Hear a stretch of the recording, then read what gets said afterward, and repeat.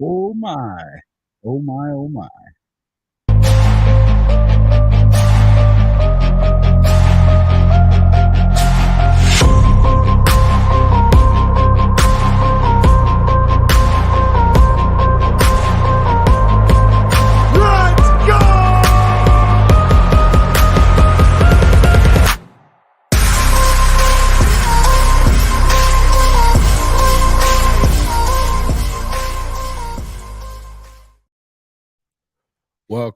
Welcome back to Hall of Fame College Football.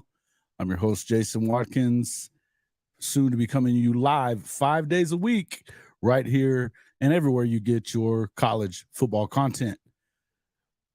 Welcome to the show, everybody. Little impromptu live for tonight. We're going to talk about a couple of things that just kind of made me smile a little bit this afternoon. First and foremost, that video you just saw, if it didn't come in right, I'm sorry. We will fix that on the other side of it, but I can pull it up here and run it for you again in just a second.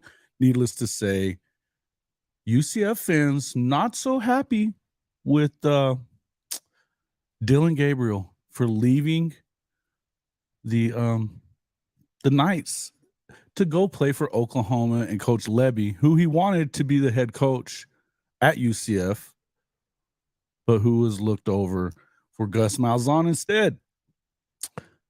Yeah, pretty good stuff, right?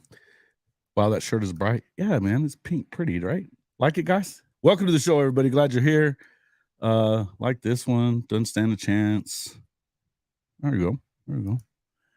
And they better sit down somewhere with that. Hey, here's the way I feel about this.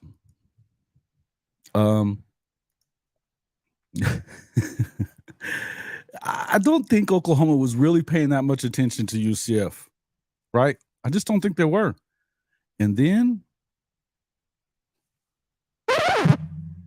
now they are. Did y'all hear that? I got some new stuff. All right. Thanks, guys. Thanks for the nice shirt talk. Yeah, that's good. Good. Did y'all hear that needle scratch? That's funny. But hey, listen, I don't think they were paying any attention. They don't. I just don't think they were. It's a home game. I mean, I think if you're looking at the season schedule, it's probably one of the games that you look at as possibly, just possibly it's going to be an important game. It's a home game. You suspect that they should win it, but you know, I don't know. It's not one of the ones I picked out. Maybe it's one of the ones that I picked out if they were to lose some games here and there. It could be that one. But this one seems to me like it would be the kind that will say no. That comment from them, and if that was going on, and this is liable to start some stuff up on Twitter, I'm just sure it will. I mean, I'm sure it'll be started up before they play.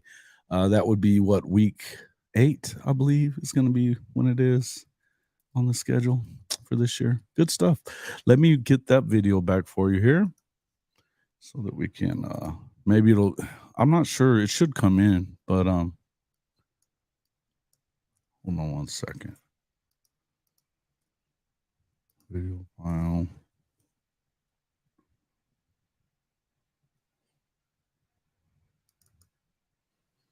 What game are UCF Knight fans most pumped up for?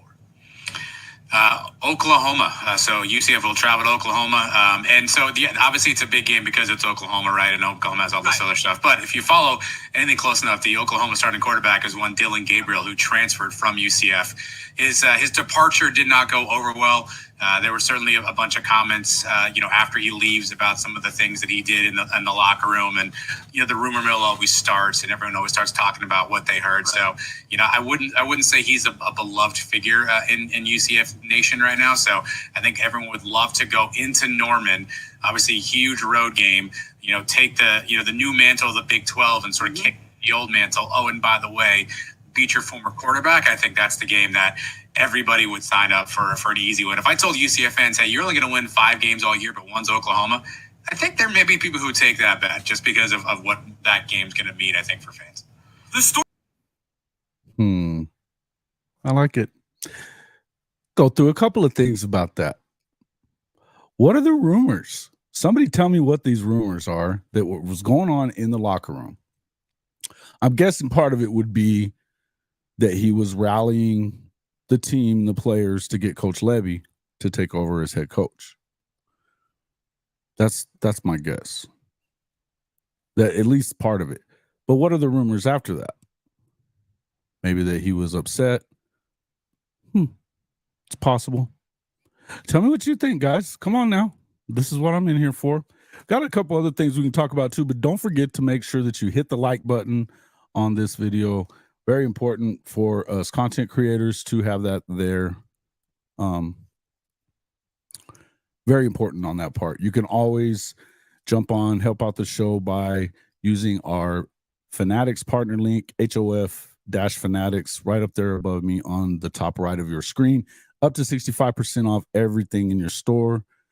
Don't overpay for team apparel anymore when you can use the Fanatics partner link right here. Also, you can get into our podcast merchandise as well. But as I said, the free way is just hit the like button. We take tips also, but you just hit that like button. You make sure that this stays out on the algorithm. That helps us out tremendously as content creators. Now, yes, please do say something. Yes. All right. Is out on Colorado and now big on Texas. Texas is cheating. Texas, yeah, we'll get into that in a minute with Texas. They're cheating not so great for some reason. Now I'm marking that game on my calendar. Good. Yes. Yes. Was that some UCF fans make a wish? How much time does he have? I love it. Danny said that Colorado is weird. Who said Colorado's weird? What? Good stuff, guys. Hey, here's the one. I agree. I don't think that anybody was really circling this game so much on their schedule. I think you look at the 4 teams that are coming into the Big 12 to replace Oklahoma and Texas, and they're definitely one of the teams that you got to think about because they have the largest enrollment in America. You know, it's that Disney community college thing going on over there. Largest enrollment, but they also have the youngest average. I think I heard him say earlier, the youngest average alumni base in the country as well, somewhere around 35. Yeah, they might want to grow up and think about this. This is a bad deal. First of all, there's no way you're coming into this thing with the same level of players of some of the guys that they picked up. They had the number 4 recruiting class, Oklahoma did. They got a lot of guys in the transfer portal that's going to help this defense be a lot better than it was a year ago. You got pretty much everybody around the country picking Oklahoma to win somewhere in the neighborhood of 9 to 10 games. Vegas has them at 9.5, which that's the over under. It'd be 9.5. So that's a 10-win season for them as far as Vegas is concerned. And I think I've seen anywhere from like 5.5 to 6.5 for UCF. You know, you could have just played for the upset and quietly did it and then talked smack afterwards. But apparently this has been going on for a while. So, yeah, please do hit the like real quick if you would. We'd appreciate that. So tell me, I'm always in for these. Listen, I'm always in for stuff like this. There's a reason why I came on. I wanted to talk about it. I'm going to always be in for banter back and forth between college programs. Now, you would expect this from Okie Light. You would even expect it from the rest of the Big 12 members that have been on the Sooner schedule for ever. You know, you would expect that. But these new folks coming in, it's not really something that you expect, right? You kind of come in, take your lumps that first year. Hopefully, you can be ready for year 2 and start, earning your stripes in your new Power 5 conference. We'll see what happens. But now, and he goes on to, obviously he goes on to Cody's show, Locked On, and I do want to give credit there. That was definitely from Locked On Oklahoma State. Cody had him on. He was even actually bashing UCF fans the other day because they were screaming about another quarterback that used to play there, Mackenzie Melton, who is a grad assistant now for Tennessee, spoke out about a political issue that had to do with, stuff that we're not going to get into here, but immediately he got attacked by the fan base as well, and a large portion of the fan base as well. So there's something about, most of the time, if somebody played for your school, you tend to like them after the fact. And I get it that, there might be a little sour grapes for him leaving or whatever. He was hurt the entire last year he was there. When he knew that he wasn't going to have Coach Leb back, I think he kind of looked at it in the situation that he probably needed to do that.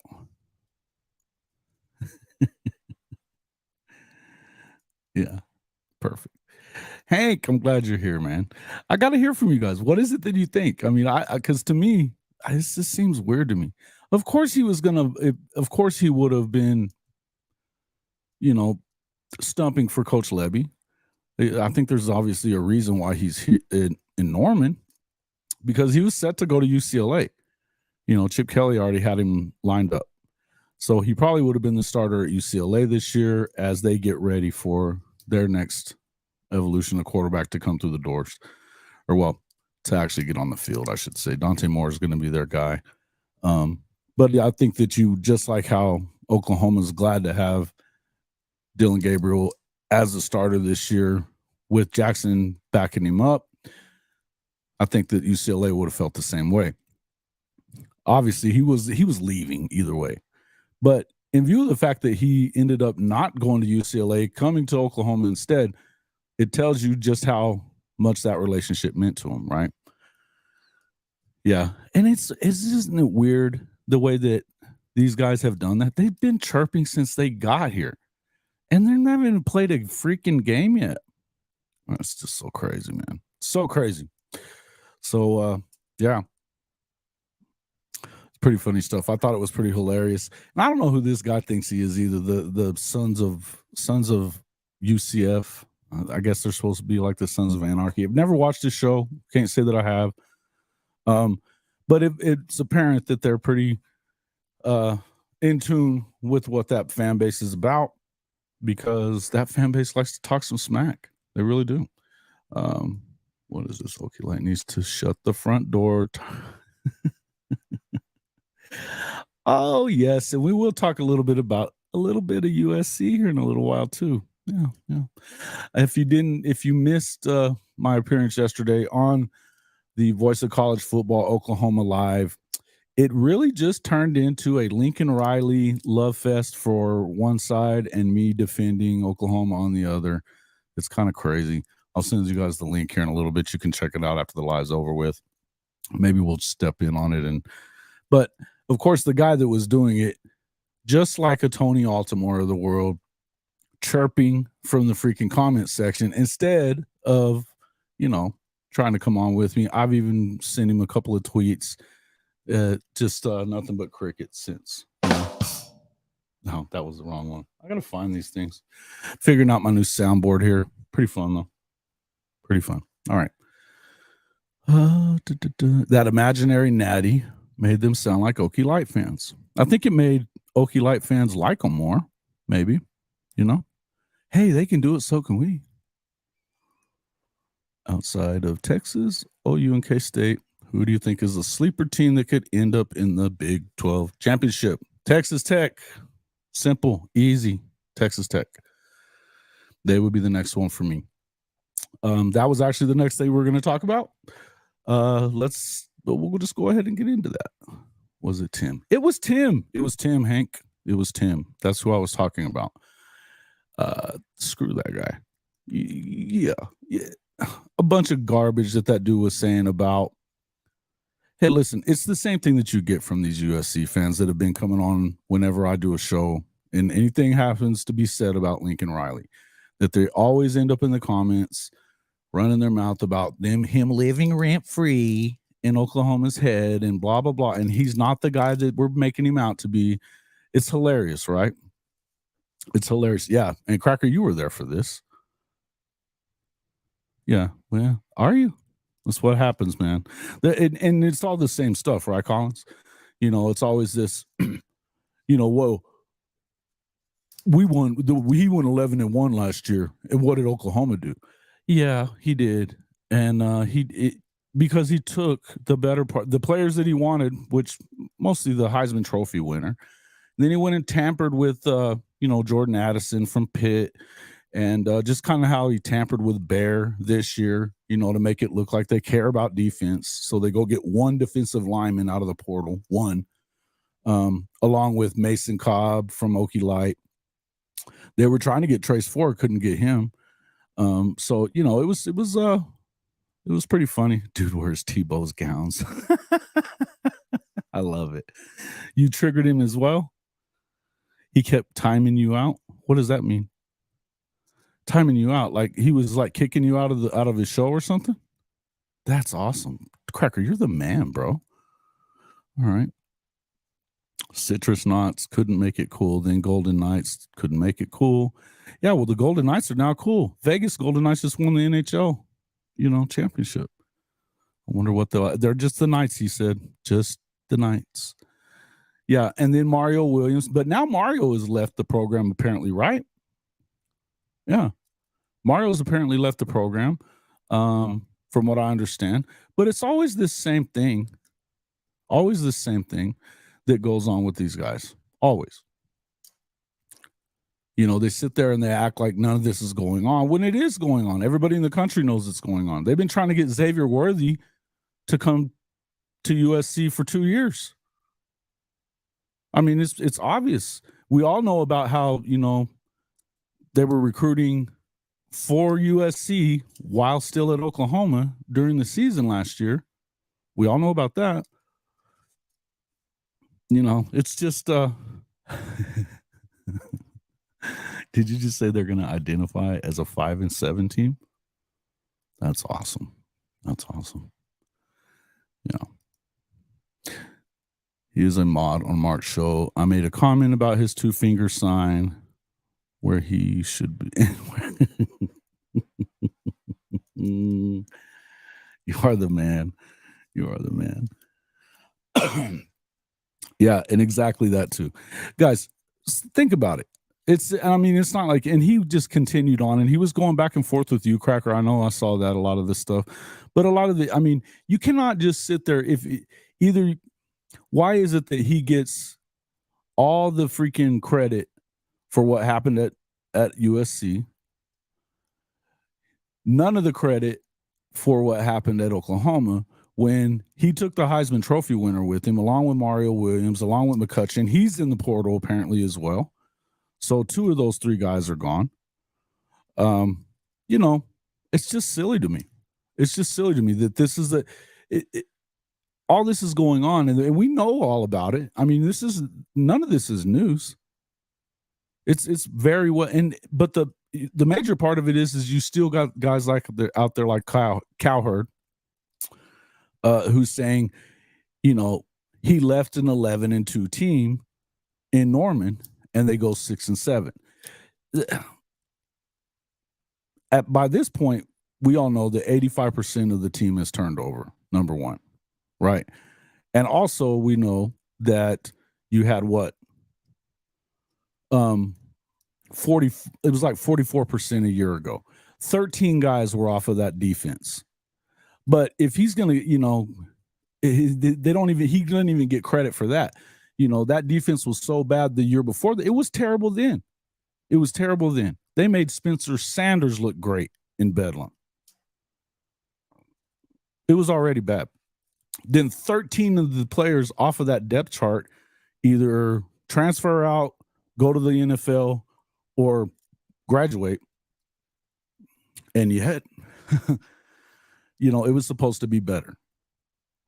We can all say whatever we want to say about it, but it's just crazy. You think, Eric, what? Roy Manning's a punk for that. Yeah. Good chance to get a better brand and start picking up much better recruits. UCF could become a big problem in the Big 12 for the other teams. Yeah, for the other teams. It's not going to be a problem for Oklahoma. My guess is that, again, I think they would have had a better chance had they not been bringing stuff up like that. Kind of just quietly go about your business and hope that that's the thing. And that was your guy, Mario Williams. Yeah. I liked him when he was a Sooner. I liked him then. You know, there was a lot of stuff going out the door that he wasn't too cool about too. So again, you know what? I don't even blame none of those guys that left. It is what it is. They were recruited by that regime. It makes sense, you know? And when it comes to the rest of it, you know, you could tell he was trying to implode it on the way out the door. No doubt about it. When do I think he will take off from SC? I don't know. Lori, that's a good question. Yeah. Yeah, that's a right. Yes, he said that last year, right? And now it's just his narrative's just changing just enough, you know, that he can, you know, he made that comment this past week about repeating that stupid narrative about OU becoming Nebraska when it gets to the SEC. When he's recruited in the top 10 both years so far, and it looks like he may have an even better class this coming year, right? So yeah, you know, it is what it is. But when do I think he'll take off from USC? I think it could be as early as this year. If you listen to Hank, that's when it's going to happen. You know, you're going to see that Caleb Williams is leaving. He's going to be the number 1 pick. The number 1 pick goes to a garbage team that probably doesn't have a coach at that moment, right? So I could see it. Plus, they brought in, hey, what's up, Tilly? My man. Plus, they brought in, so hilarious, the greatest coach ever. You know, they needed defensive help, and they decide, yeah, you know what? Let's bring the boys back together. And I can't even get it out, man. I can't even get it out. These guys are hilarious. It's hilarious to me. I could see Tebow and Caleb to Vegas. Yeah, so you're saying the Raiders are going to be the worst team? Yeah, possibly. They did get rid of a quarterback, and I'm not sure who they have, right? Yeah. But Cliff Kingsbury, guys, they could have gone and improved their defense, and they go after Cliff Kingsbury. And that's what I was talking about on there too. And the guy, that dude was also sitting there giving me, you know, Bear's a better player than Mateo Uiagalelei. They're not, first and foremost, they don't even play the same position. One is in his first year. But if that's a LA recruit and you can't get him to stay at freaking USC, there's something wrong. He goes to Oregon instead. There's something wrong. That should never happen. That should never, ever happen at USC. And that's what, you know, when Mark was saying, and this is what I disagreed with Mark on, was he was like, well, when they're good, they're really good because they own the state of California. But they don't, apparently, because a lot of those California kids are still not going to SC. What's it going to be now?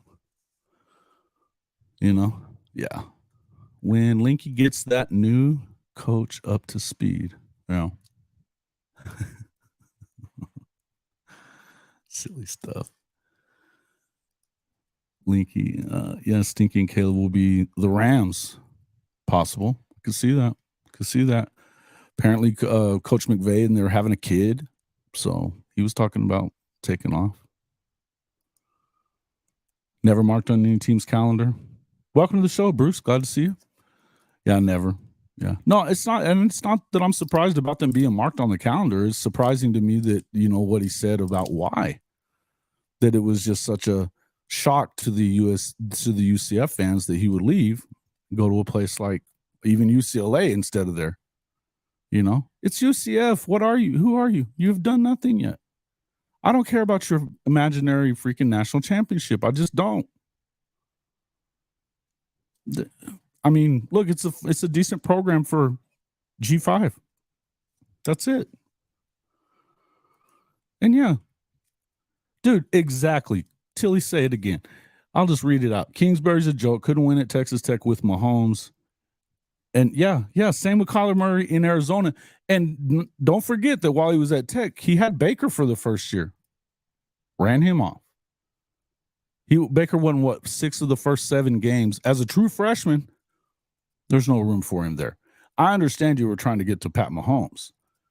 But, man, 1 year maybe that you get to redshirt him, let him kind of do his thing, didn't even give him a scholarship. Crazy, right? Yeah. And again, that's all he cares about is just the offense, right?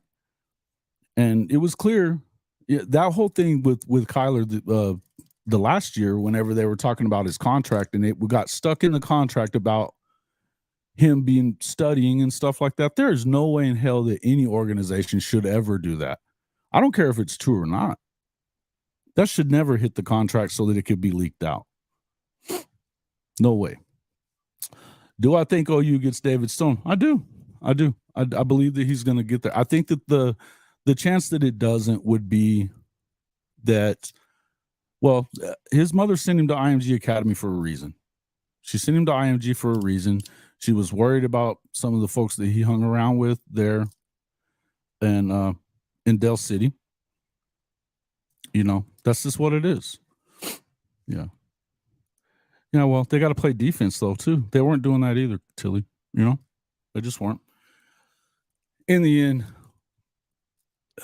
Cliff Kingsbury, to me, worst head coach in America. Now, he's decent on the offensive side, but you just won the freaking Heisman Trophy. I don't think that's the problem for SC. It's not the problem. Never was.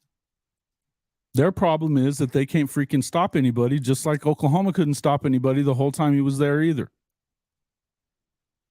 And what did he say on his way out? Well, the reason that he left is because you can't recruit elite defensive players to Norman. You can to USC, he says. Well, you can't apparently there either,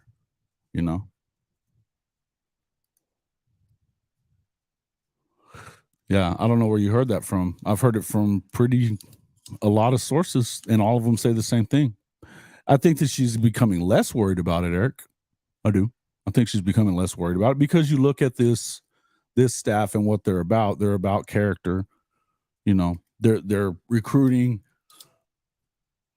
They're recruiting based on character, not just on NIL money and everything else, like you see a lot of these other programs doing. Relationship recruiting. Not allowing some of these guys to commit until they're done taking their visits. And I think that a lot of people, when you start looking at that, I think a lot of people have been worried about that because you're not getting a bunch of recruits all at one time. But in the end, you really need to make sure that you're getting the right recruits. And if you read that article that was in The Athletic about it, that's what he said. That we're not going to deal with guys that are drama during recruiting because it's going to be drama in the locker room after the fact, right? And that's just the way it is. So that's the way that he's doing it is the right way to do it, right? Stone said it on the drum interview. What did he say? That wasn't happening? That wasn't something that his mother was worried about? Maybe not anymore. I can tell you there's a reason why he ended up at IMG. That I know. The soul mission, it keeps it. Listen, the whole thing is, it's all encompassing in the way that they do things. They're all about working harder, being better, being better men, being better. They want to be better at every position. Something that I heard him say in the last interview that I saw from him, he was like, I want people to know this is not going to be the easy place to come play football. This is going to be hard here. And I want people that want it to be hard here.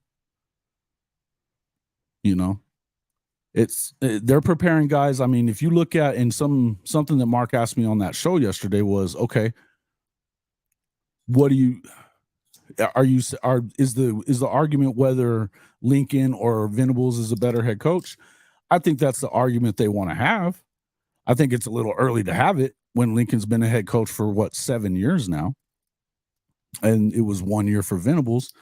And Venables was cleaning up his mess in that 1 year also. But I think it's obvious that you can say that right now Lincoln is the better head coach. Do we think that's the case down the line? No, of course not. Of course not. The guy's been in the game for 40 years. You know, I don't buy it for a second. And he's aware, and he's been around 2 national championship coaches that do things the right way. And if you're starting to look at, we're talking about this relationship recruiting, don't commit until you're committed, don't be dating anybody else while we're committed, blah, blah, blah. If we're talking about that, then, that's what happened. Yeah. Culture is everything. Yeah. Hey, listen, it's the same no matter where you go.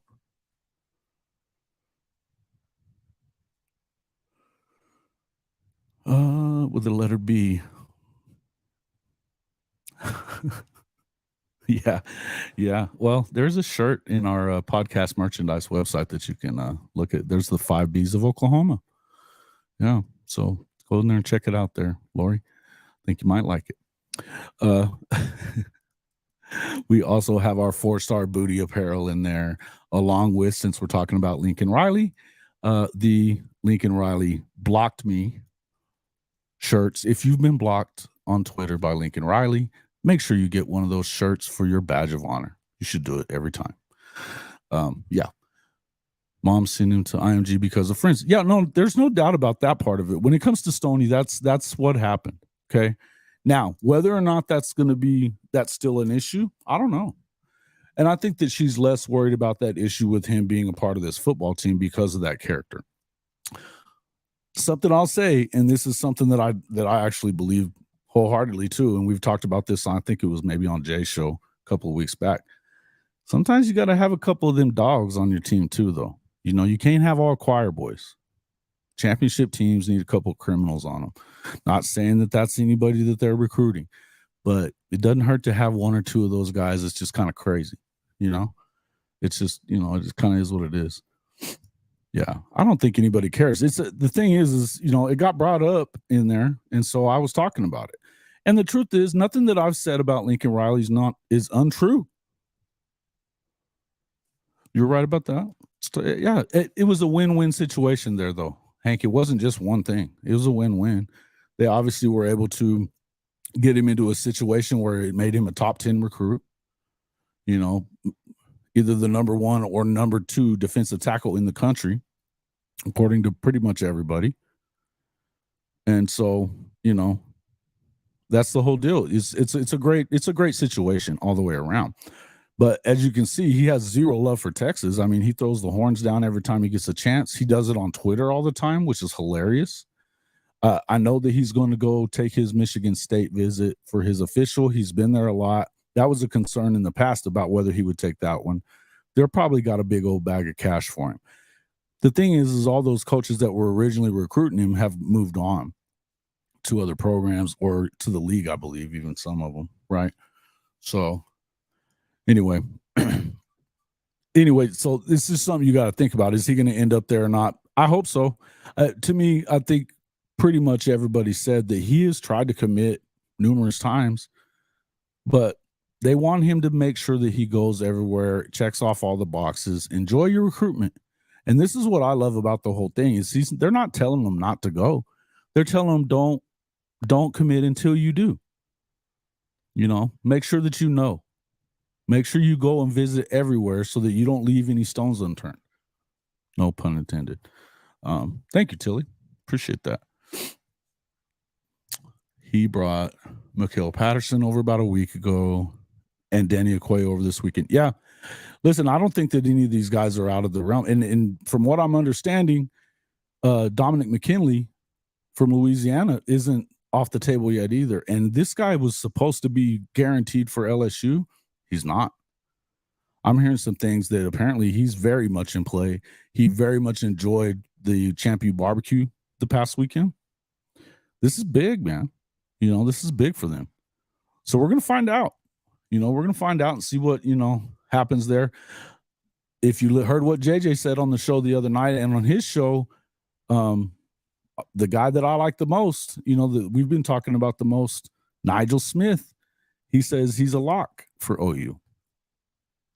So that's at least 2 if they get Stoney. And Waneri's had a crystal ball for Oklahoma for 4 or 5 months. So, yeah, I don't know. Yeah, so OU isn't looking at the flip future that FU is fixing to face. FU. I love it that you always do that. Yeah, and he is doing that too. That's the thing, is all these guys are kind of recruiting each other. If you notice, I don't know how many of you guys are on Twitter, because I never seem to see any of you guys that are in here on Twitter much. So that's fine. But what I'll tell you is that a lot of times what you'll see is when one of those guys, one of those defensive tackle guys, is anything that he tweets, it gets retweeted by the other ones. We're talking Nigel, Stoney, Winery, even JJA, same. Even though we're hearing that he's pretty much a lock for Georgia, which, you know, but the McKinley thing, he's been in on it too. And that picture that they had there at the Champion Barbecue with all those guys there, man, I mean, they all seem to be like in sync with each other. You're probably only going to get 3 of them, maybe 2. Even if you get 2, though, man, that's a win. That's a win when you haven't gotten a guy like that in a long time. Part of that's going to have to do with Gerald McCoy. That guy's been working his butt off for this program, trying to get these guys to make sure they go there, right? Patterson's a Sooner. I would bet my house on it. Don't go betting the house, bro. Don't do it, Eric. Don't do it.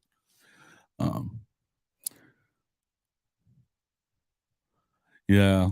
I don't know. It's possible, I guess. David Hicks. I hadn't really thought about him lately, Lori. You know, once he took the bag and went to but here's the deal about A&M. And here's what I would say about that is that I don't know that Oklahoma stay on him. I think they like him, but they did all their recruiting to that. And if he left because of money, and it was, you know, that, and that's obviously why he decided not to take Oklahoma over him. You're just not going to outbid Texas A&M. They can write whatever check they want. You know, they got a lot of oil men there. Maybe so. It's a possibility because, you know, if what happens is what we think is going to happen, which is, you know, Jimbo and Petrino aren't going to get along as swimmingly as they act like they're going to, and they end up having to fire Jimbo, which is, there's a lot of money left on that contract, but I could see it happening. Then what happens? You know, and apparently that coach is gone too, right? Maybe so. It just depends though. But I mean, again, if it's a drama thing and they're worried about that, then maybe not.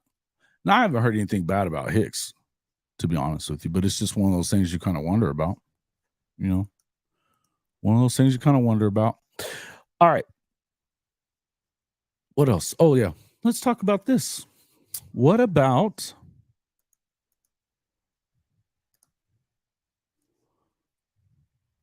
I screwed that up. A commitment from Micah Hudson. Sheesh. Micah Hudson, the number 1 recruit, the number 1 receiver recruit in the country, who really had Texas all over them. They've been getting a lot of those guys too, those big time, you know, recruits.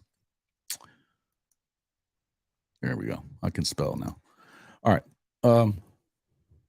Hey, he makes the commitment to Joey McGuire's Texas Tech Red Raiders over Texas. Now, let's not get too crazy here and feel like that's going to be a guarantee that it's never going to flip or anything like that. Because as we all know, none of that matters until December or even February when their name goes on the paper. And even then, there's no real guarantees, right? But his dad did go to Texas Tech, and he apparently very much enjoyed his time at his official visit over the weekend. It's another one of those deals where they're, you know, McGuire's making relationships with these guys as well. He had a guy in the Elite 11, Hammond, Will Hammond, that was the guy apparently that everybody was the most impressed with at Elite 11 this past weekend also. He didn't win it, but he came in as a 3-star. He's probably going to be a high 4 now because he won the velocity. He won, I think it was a velocity thing, and then there was another one that they did. I forget what they call it, but he won 2 of the different stations that they did during the finals. and they're big time ones. And not only that, they've got another guy coming in already. They've got a good quarterback now. They've got a guy coming in this year that everybody seems to be in love with as well. And then now, number one receiver committed to you as well.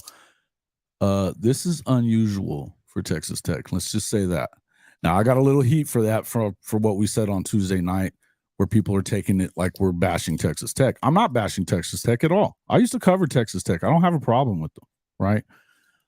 And I'm going to be doing some more coverage of them now. But I have zero problem with it. I'm telling you, I look at this as a big deal for,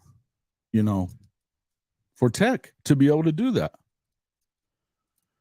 Hicks is contractually tied to A&M. When he accepted the bag, he's locked in. Yeah, not really. Here's what I would tell you about that stuff. I've heard some things that they didn't end up paying those guys everything they said they were going to, and I know for sure that happened at SC with Jordan Addison. He was supposed to be getting like $2 million. He ended up getting like $250,000 from what I hear. And that's why he didn't end up playing in the bowl game. Yeah, I think they're going to have a great year. If Venables has a bad year again, would the Oklahoma fan base let him keep building or turn on him? Rand, here's one of our Texas fans. I don't know. I think that there's a certain segment of it, obviously, that would turn on him because the schedule is very winnable, right? Very winnable. I think that their bottom is probably 9. I was saying 8 before. At this point, I feel like it's 9. Unless catastrophic injuries happen, kind of stuff, But even then, it's tough to see. You can see maybe 4 teams that can beat them. You can't see 4 that are going to beat them. All 4, right? They're not going to lose to all 4. It doesn't seem like. They should win 9. Now, if they win 8, are they? I think they pretty much have to keep them. The fan base could turn. There's going to be a segment of the fan base that would turn, because there was a segment of the fan base that turned on them last year when they lost 3 in a row. Right? It's how it is. Hell, there was a couple of people that were turning on him after the first loss to K-State. But that's just fan bases. But if we're going to talk about crazy fan bases there, Rand, we got to talk about yours. Going to have to do that because there's this.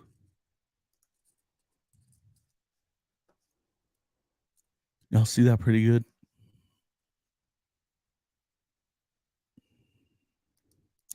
Three-star Sark.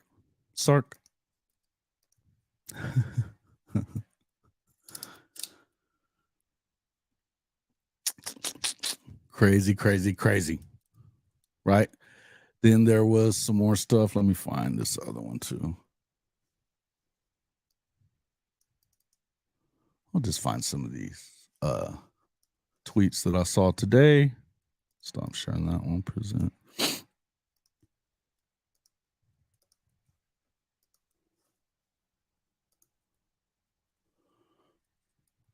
Oh, that's not very big, is it? Let me blow this up.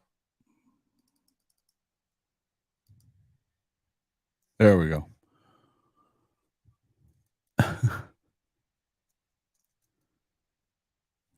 Climb that dang thing to announce his commitment to being added to the end of the video.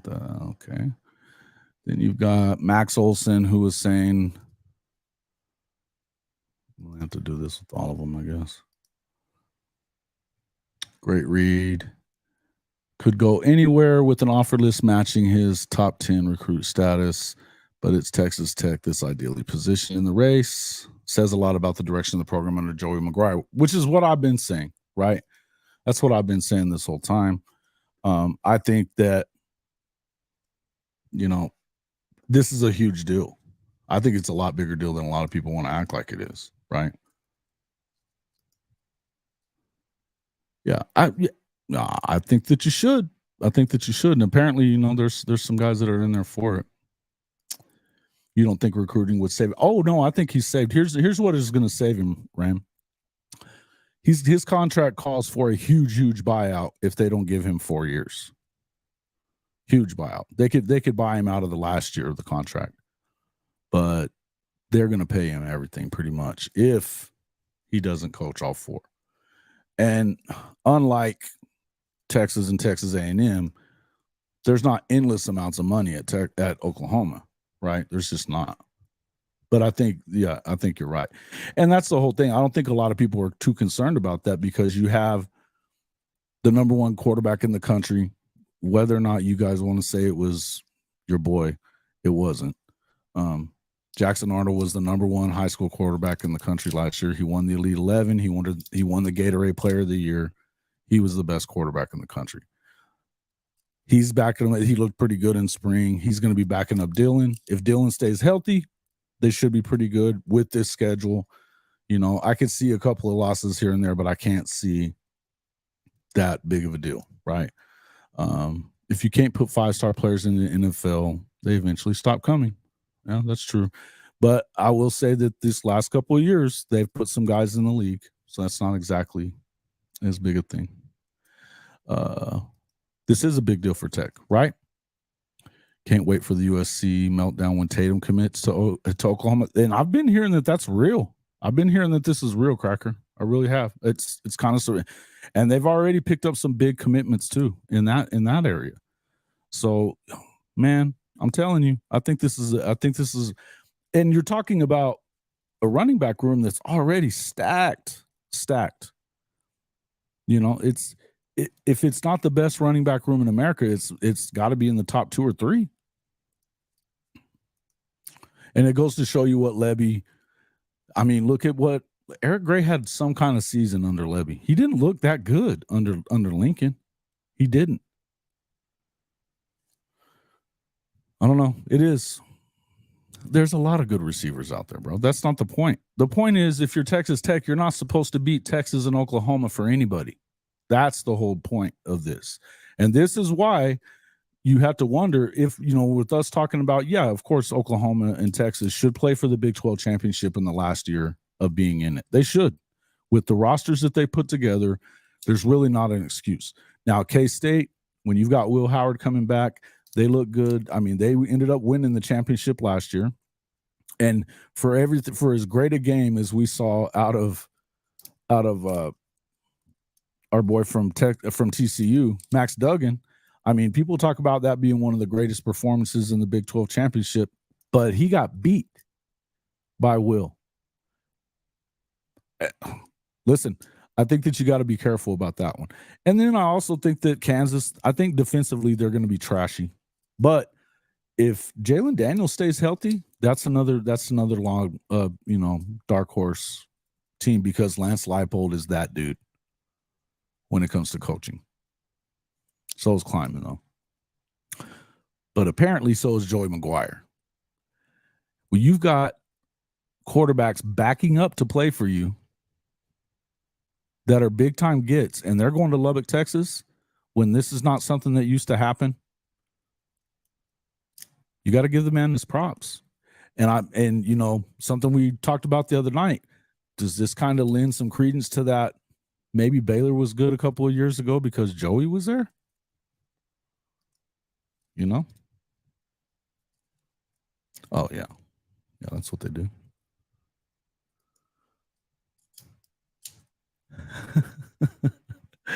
Who has all duds?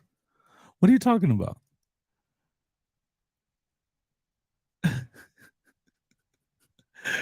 Relax, Rand. Relax, bro. I'm not saying that you have all duds. I'm not saying that. I'm saying that, you know, you're not supposed to lose this kid, man. Even if he's a legacy kid, you're not supposed to lose him. You're not.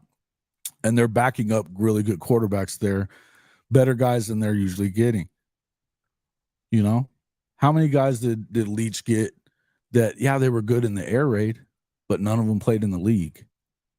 You know, a bunch of those kind of guys. Who was the only one? Maybe Graham Harrell played for a little while.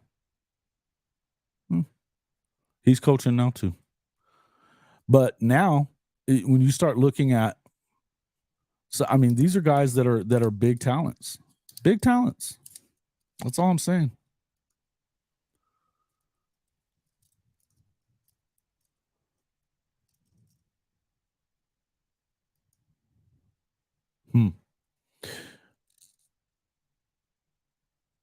I'm not wearing orange. This is more, it's actually more of like pink. Is that the color that's coming across there? Probably because of all the red in the background. Not to worry. The hell's wrong with me? Relax, Jake. It's not that. It's not orange. It's more like a pink color. Got this. We're playing in a golf tournament. Y'all relax. I got the OU stuff all behind me.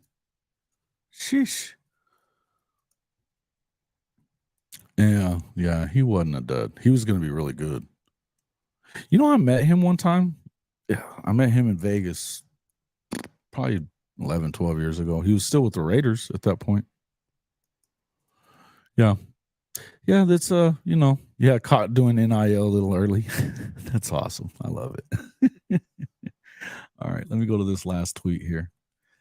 Wait, maybe that's not the last tweet. There's gotta be that other one.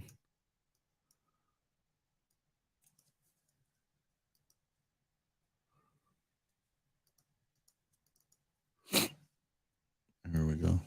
Oh yeah, this is the one that makes me laugh a lot. One second.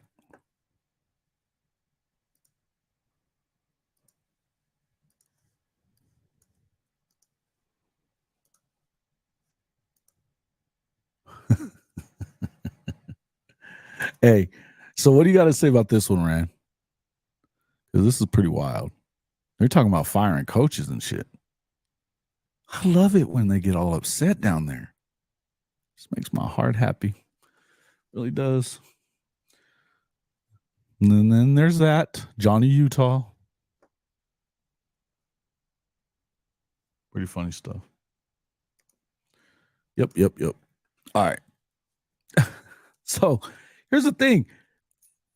Again, this is not a guy that you're supposed to be losing. I don't care if he's a Tech legacy or not. This is the number one guy. And if he's the number one guy in the state even, you're supposed to get him. If you're Texas, that's reserved for Texas usually, right? Number one receivers, you got the number one receiver, Dante, this past year, right? Out of Texas. He was one of the number one receivers in the country. What? Yeah. He just didn't beat Oklahoma. He wasn't as good. He wasn't as good as Major Applewhite was. Major was better. But they wouldn't play him.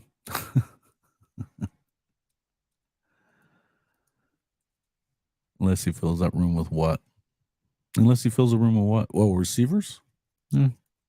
Listen, I'm not saying that they're not going to get other people. The point I'm making is that you better be careful about if you're the Big 12 teams, and obviously none of the fans in here have to worry about that right this second because we don't. Oklahoma, Texas, both going to the SEC. But this is Joey McGuire staking his claim for the Big 12. And if he's recruiting on this level, he recruited in the top 25 this past cycle, which is the first time I can remember that happening pretty much ever. Right? I think they maybe one time while Leach was there. This is not something that happens in Lubbock at Texas Tech. And this is not me taking a shot at Tech either. It's not. Bottom line.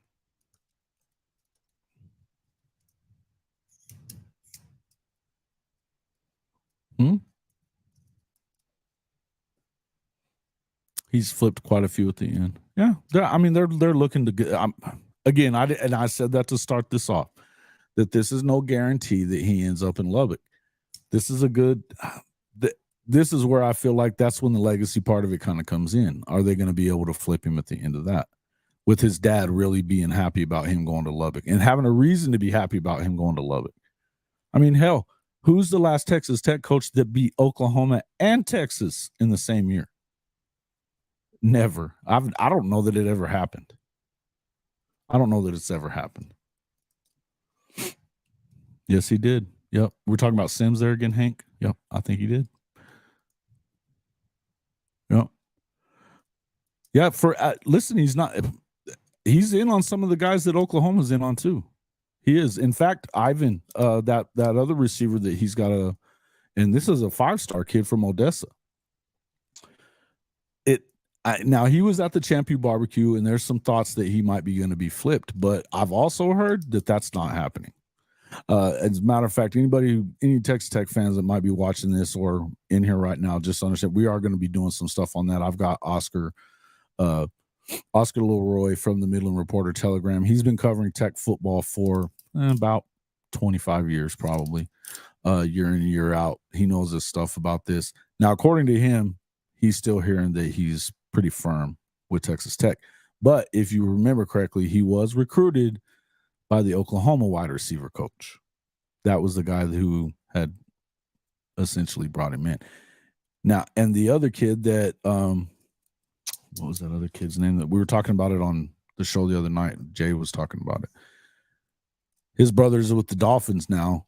They just got a commitment from him the other day as well. Oklahoma did. So, I mean, his brother's a Dolphin player. This is a good pedigree there. He's only a 3-star, but apparently he's a track star too. So yeah, we know what they're looking for there. We do. We know what they're looking for. So it's a good thing. Yeah, I don't think that Joey's a problem just for us, though, or just for you. It's for everybody. Well, nope. Yeah, that'd be the only way that they play Tech. Although, you kind of wish that you were playing them. It's the K-State game. I'm okay with them not playing that one this year because they seem to have OU's number. But the Baylor one, I kind of wish they were playing, and then the Tech one, I kind of wish they were playing too. But look, yeah, Tech is, yeah, they do. Absolutely. You got to think about this. You got to think about Texas Tech. And that when I was covering them, all these schools were still in the Big 12. You had A&M still there. You have, Houston wasn't there, but there was still this idea that Tech is this third-rate program out on the plains, right? And it's been said that way a lot. I mean, between them and A&M, they were the worst about throwing stuff back and forth at each other, right? You'd see it in the media guides, you see it in the, whatever, the program from the game, stuff like that. There was always them throwing crap at each other. It was crazy, right? And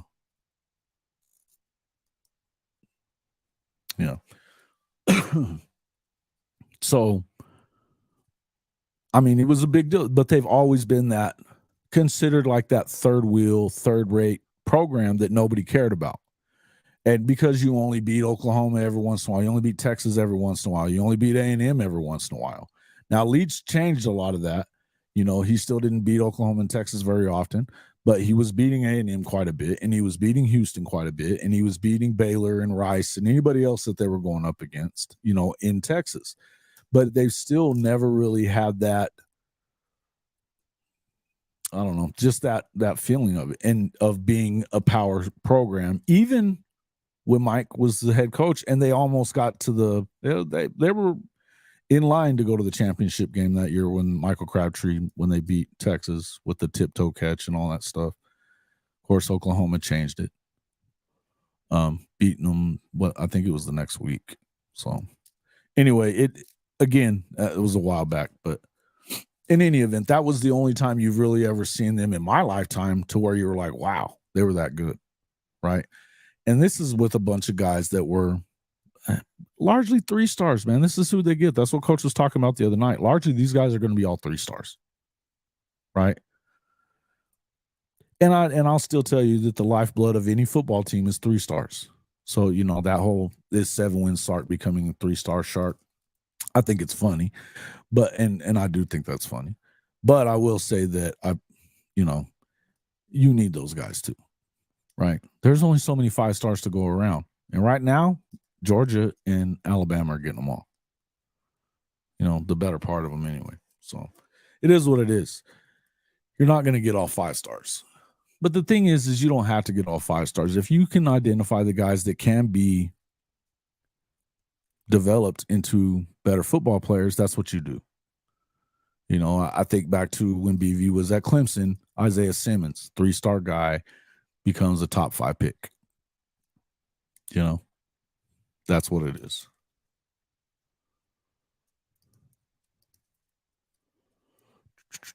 Who are you guys trying to get rid of in the running back room? If you guys do get all 3 backs you're projected to get, I don't think that's the case, really. It seems like they're probably, I mean, there's a couple of guys that could leave, you know, but right now, I mean, you've got 2, you know, young guys are the projected starters. You've got 2 guys right behind them that are unbelievable coming in as well. That'll be there this season. But we're going to see. We're going to see. Yeah. Oh, Center Cowboys. He's here. He's here. This is one of the guys that thinks you do have to have all 5 stars. But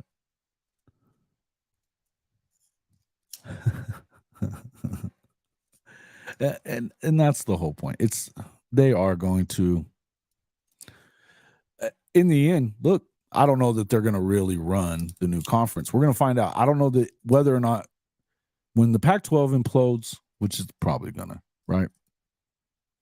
They for sure would get Colorado, right? I'm pretty sure it almost sounds to me like Utah's not going to be invited. It really does.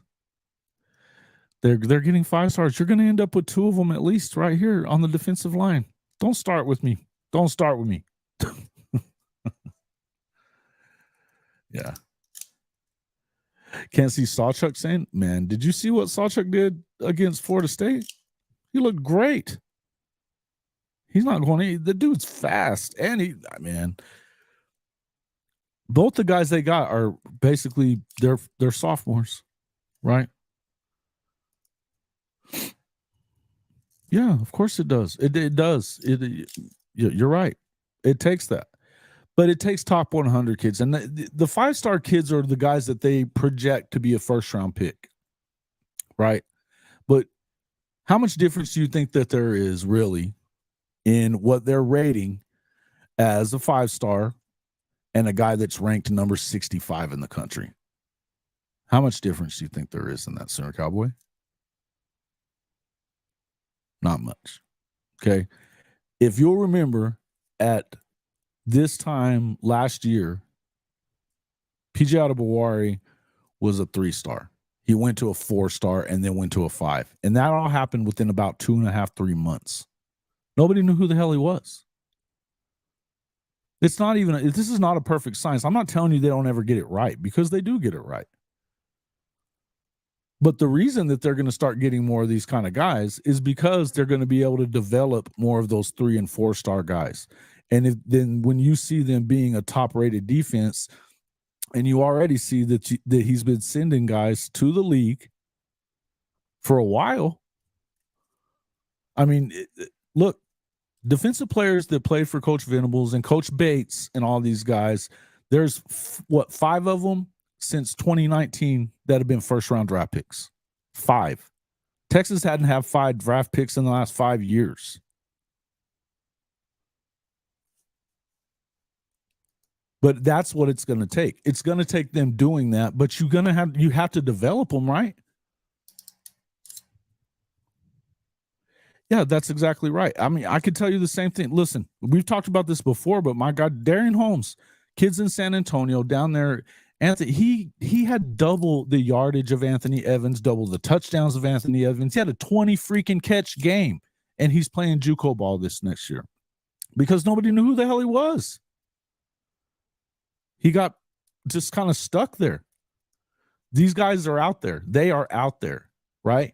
And if you don't just find the guy, they don't get found, they don't get found. And a lot of times the stuff that gets said in recruiting and with the transfer portal being what it is, it's making it a lot harder on some of these kids. If you're not the Micah Hudsons of the world, they don't know who you are.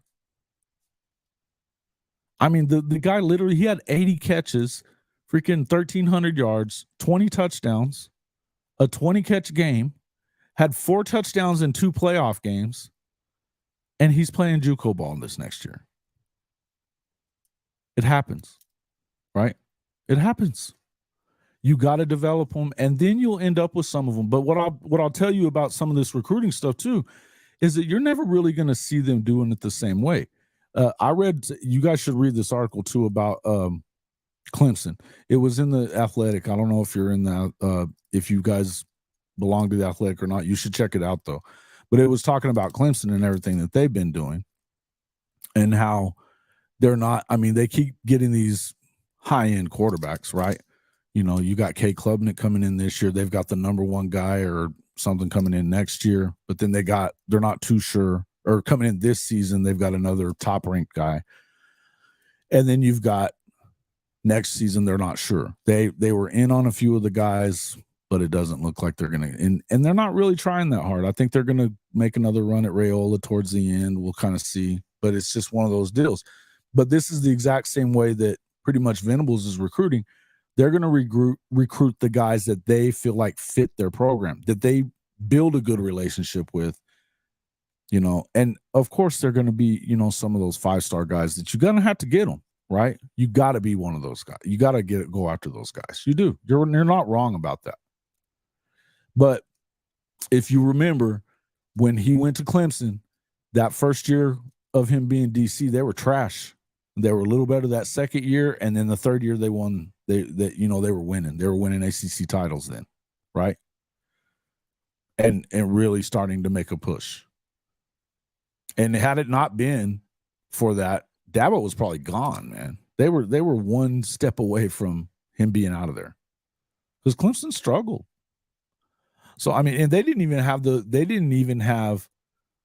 the Clemson has never been a quote blue blood program. I mean, when was the last time they had won one before that? Before they got these two? It's been a long time, man. 70s, maybe early 80s. And you start thinking about it, you start looking at, got to get the interior guys. Yeah, of course. We know that. And do you not think that they're going to get David Stone? I think that PJ could be starting pretty soon. Yeah, I don't know for sure, but with the dude's wingspan and what he's done since he's got there, he looks real. I think that him and Peyton Bowen are the types that if they get an opportunity to start, they probably never give it up again. I don't see it. I mean, you know, because, I mean, if you look at what Peyton did in that spring game, when he's running stride for stride with Andrew Anthony like a corner and keeping his eye on the ball and makes the interception on a deep throw like that, a lot of times, guys at this level, even at Division I good level, they never turn their head around at all. I mean, he was doing the whole thing. So yeah, okay. So Stone comes, that's gonna be a domino that's probably gonna get. And I don't know if you heard what we were talking about earlier, but JJ from Talking Football with JJ Kitchen, he knew that he actually was there and around, and he's in Pittsburgh. But Nigel went to go work with Aaron Donald for a little while this past year, and everything he hears, they thought they had a chance at one point, but it keeps going back to Oklahoma. He's like, JJ swears up and down that's going to happen. I hope so. I think he's the man, right? No, I don't think that that's the case at all. I know for sure that he's tried to commit at least twice. At least twice he's tried to commit, and BV told him no. Yep, Nigel Smith.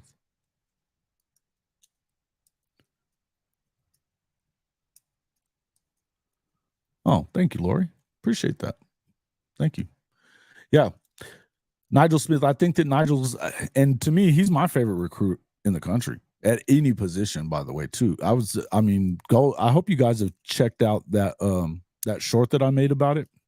We did it off of Jay's stream that he did on Sunday. And I put a couple of clips of him just dunking a basketball flat-footed. The second one, the ball stops bouncing. I think he broke the freaking basketball. No kidding. And I mean, we're talking, they're passing it to him. He's not running. He's standing there flat-footed and just up and boom. Two-hand dunks it. The second time the ball literally it bounces a little bit when it hits the ground and then kind of stops bouncing. Yeah, I think he broke the ball, man. I think he's a great culture fit too. I think he's a great kid. You see that there was a tweet on there from one of his high school coaches how he's been doing two-a-days since school ended. That nobody's like this kid. Works as hard as this kid, right? This is how I'm serious, man. This is how it goes. Pretty wild stuff, though. Stone dunks on Texas. Yeah. Stone dunks on Texas. Jay, I can't lie, bro. This ain't it.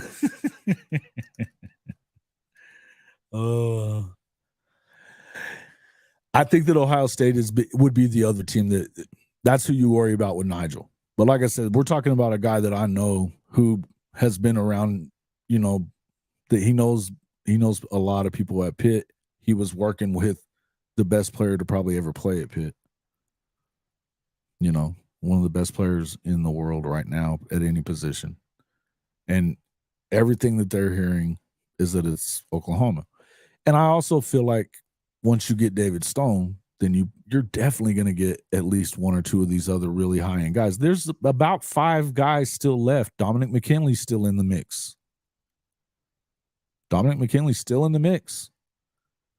And this is a guy that should be a lock for LSU. Why is he in the mix? Even if they don't get him, that means something, though. He should be that should be over with. The commitment should have been done by now. That's another top 10 defensive or a top 10 player in the country. You got Stone, Winery, and McKinley. They're all top. Well, I think McKinley may be like number 14 in the country at any position. You're going to get 3 of these guys, man. You're going to get 3. I don't think he's going to Ohio State, man. I don't. Would I be surprised? Probably not, because Larry Johnson is the godfather of defensive line recruiting coaches. He is, no doubt.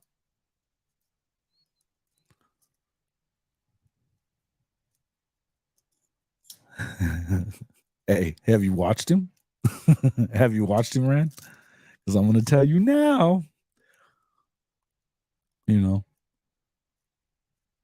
Yeah.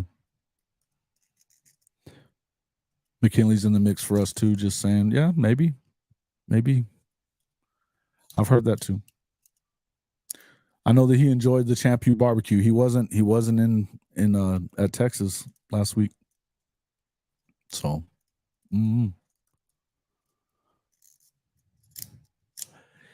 yeah. I don't think that he's not a lock.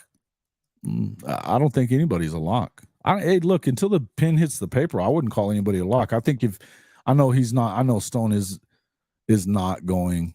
I don't think he's going to Michigan State. I don't. I think if he was to flip anywhere, it's probably going to be Oregon. That's what Miami seems to be right in the mix too.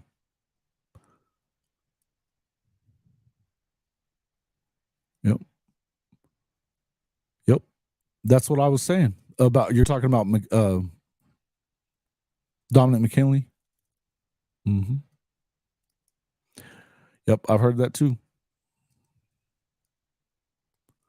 He's taking his official visit to Michigan State. He's already said he was doing that. Stone is a lock. I believe Stone's a lock too myself. That's just how I feel about it. Now, if there's a reason no, then maybe. You got McKinley coming this weekend.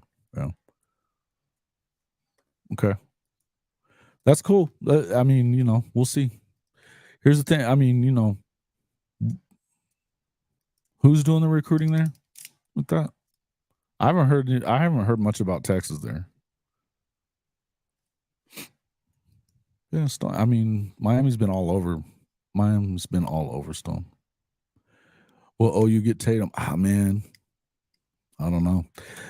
Here's the thing. Apparently, I saw a tweet that he had given, and he was talking about how he talks to the coach every day. That he's got a great relationship with the OU staff, and particularly, what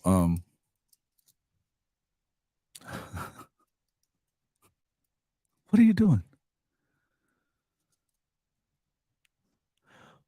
Yeah, that's not going to happen. If you are a Big 12 fan, you should hope Colorado's coming back. DeMarco Murray's who I was talking. Yes, DeMarco and him talk every day, and he was saying on that tweet that his dad and DeMarco have become like best friends. So like that, that matters. Is it going to end up getting him? And I don't know. You just never know about that. The dude's a stud, though. I think that the problem that you might have to worry about with that is the fact that you do have such a deep room, right? So I don't know. Yeah, I think he kind of trolls everybody too. Yeah, I think he is. Look, I believe that as well. Oh, there's a Locked On Okie Light. Should talk about that 2 TD Bedlam beatdown coming here. Yeah, right, bud. You know better. Got $1,000 against it. Okie Light beating Oklahoma last time they're gonna play them. Yeah, right, fool. So do I. 28-point Okie Light loss. Thank you, Hank. I agree with you 100%.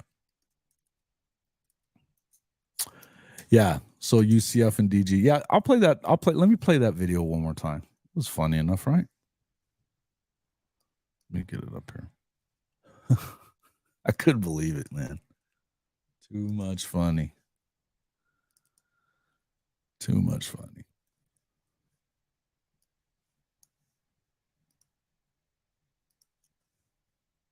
Oops. Video file.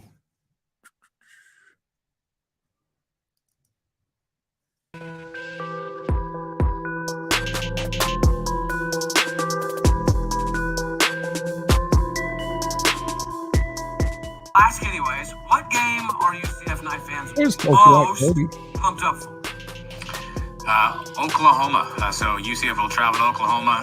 And so obviously it's a big game because it's Oklahoma, right? And Oklahoma has all this other stuff. But if you follow anything close enough, the Oklahoma starting quarterback is one Dillon Gabriel, who transferred from UCF. His departure did not go over well. There were certainly a bunch of comments, after he leaves about some of the things that he did in the locker room. And, the rumor mill always starts and everyone always starts talking about what they heard. So, I wouldn't say he's a beloved figure in UCF Nation right now. So I think everyone would love to go into Norman, obviously huge road game, take the new mantle of the Big 12 and sort of kick the old mantle. Oh, and by the way, feature former quarterback. I think that's the game that everybody would sign up for an easy win. If I told UCF fans, hey, you're only going to win 5 games all year, but one's Oklahoma, I think there may be people who take that bet just because of what that game's going to mean, I think, for fans. The storyline is definitely going to be worth the watch. Storyline is definitely going to be worth the watch. No doubt about it. Did they just dig their own grave there, folks? Did he just dig his own grave right there on Okie Light's show? I think he might have. I think it's hilarious, man. Very hilarious. There's no doubt about this, Jake. I'm with you on that one. Gonna miss the Bedlam game. We asked about this the other day. I think that even if it takes the legislature getting involved in it, Oklahoma has to pick up a Power 5 game for their first year in the SEC. They have to. That's a league rule. Why not Okie Light? Makes money.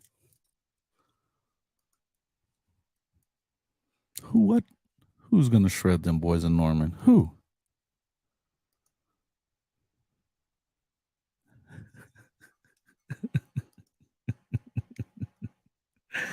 Oh, Steve B. Always coming in with a good one. I love it.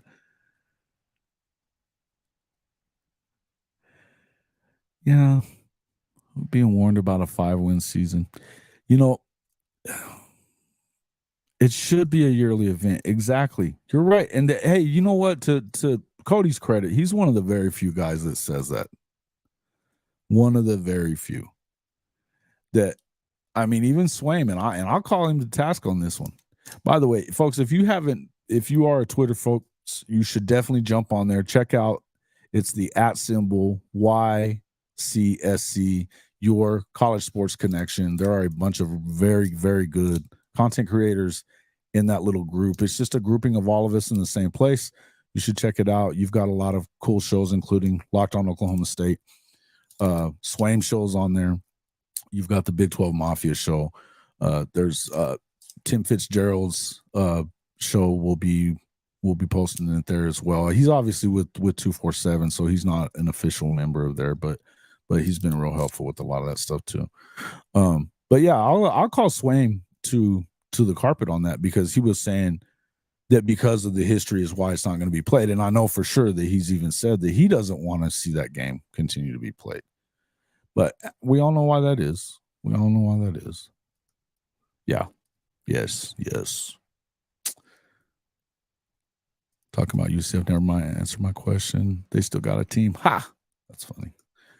Yeah. Hey, listen, according to Cody, they replaced everybody with better players.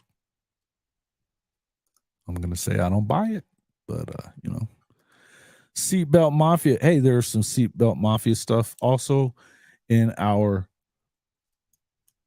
podcast merchandise store as well. Let me pop that up there on the screen so you can see it. Make sure you guys get in there and check that out. Don't forget to get your Lincoln Riley badge of honor if you've been blocked by Lincoln. I say that every time. Got to make sure.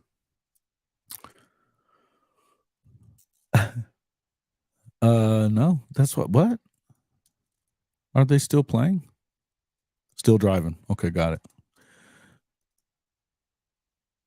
Cody never said what? Cody never said what? Oh, about, yes, you have. You're acting like they've replaced everybody with better players, dude. Come on. Don't even try. You know better. Except for maybe quarterback. I don't think you're as big on Alan Bowman as everybody else. I'm not big on Alan Bowman. Yeah, you kind of did. You kind of have. Aside for the quarterback, you feel like they're better. Maybe not receivers, huh? Yeah. But he is, I mean, he's definitely calling on them to win 8 games. I don't know that I see that. But they do have an easy schedule, apparently. Now wide receiver. Yeah, maybe wide receiver.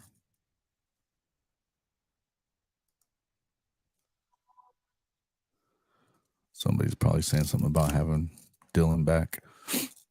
10. Yeah, 10.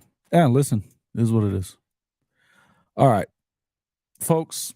Thanks so much for coming in. I appreciate it. It was just going to be a little impromptu deal, and I've been going for an hour and almost an hour and a half.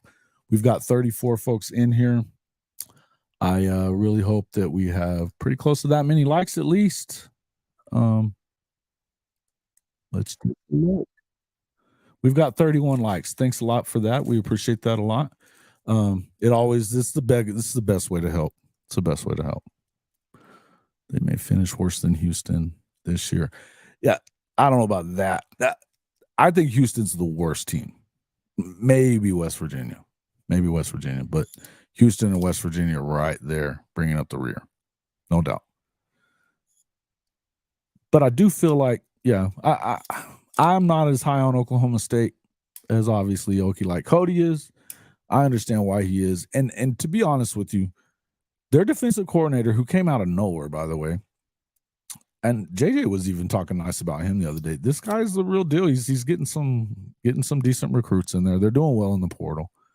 I think it's a lot to expect a bunch of portal guys to just mesh right away, right? And it's a bunch. So we'll see. But they're gonna have to run. They're gonna have to run the hell out of that ball, because I don't know. But apparently that's what they're best at. So we'll see. They're still not gonna beat Oklahoma. Never, never, never. All right, boys. Thanks so much, everybody, for coming in. Appreciate it a lot. We've had some newer folks in here tonight. Some of the people that we hadn't been getting. Lori, first time I've seen her on the live that I can remember.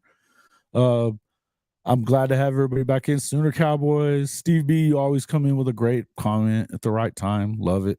Sooner Cowboys likes to bust my chops. I enjoy having him in here too. Perfect Cracker doing a great job. Appreciate it. Hank, always my boy. Love having you in here. Derek.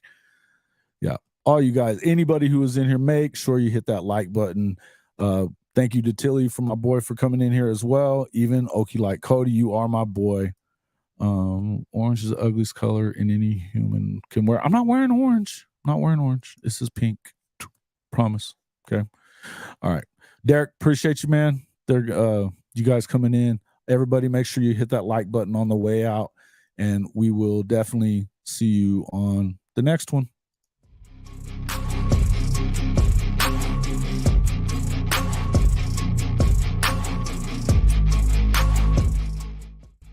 Hey, you guys all know the drill, right? Say it with me. Smash that red subscriber button. Like our videos. And don't forget to ring the notification bell so you don't miss one moment of the Hall of Fame College Football Podcast. Hey, we even have amazing pod merchandise right here in our store. Hey, while you're here, don't forget to check out all these other amazing channels and subscribe to them too.